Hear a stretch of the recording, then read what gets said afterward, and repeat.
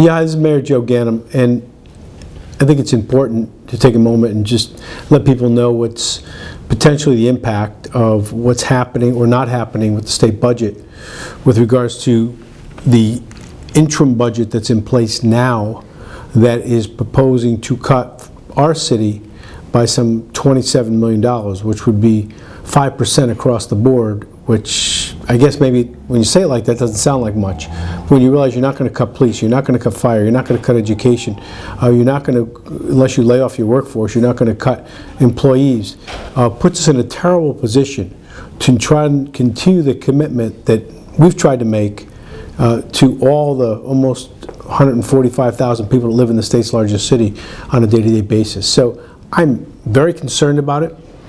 I've made some interim judgment calls on budget expenditures, which have included a spending freeze, a hiring freeze, but at the same time, tried to carry through my commitment and our collective, I think, agreement that public safety is a top priority, and allowed our last police class to go forward, which with the next class will mean 80 new police officers in Bridgeport. I've allowed the chief and asked the chief to increase police presence, not just in our higher incident areas, but throughout the city. And I think we're hopefully feeling and seeing some of that increased visibility have a positive impact. And maybe it was only a small amount, but hundreds of thousands of dollars nonetheless. We move forward despite the budget challenges and the proposed cuts by the state that could impact us dramatically, if not irreparably. We still move forward with the summer youth programs for children, well, teenagers or adolescents, in addition to the Lighthouse Program, which was in jeopardy, because I think those are important things. So with all that kind of put out there in front, we're going to look to do as best we can until the state budget gets in place without compromising our critical commitment to services, to young people, to education, certainly public safety being a top priority.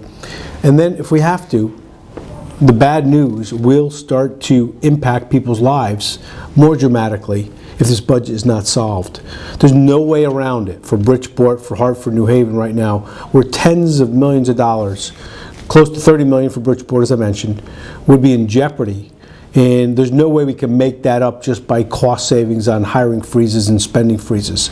There would have to be a dramatic impact. It could include closing one day a week for some non-essential offices. It could include reductions in workforce. The state may actually look to revisit the cut or reduction they did on the automobile tax. So we have a potential dilemma that we're hoping to avoid.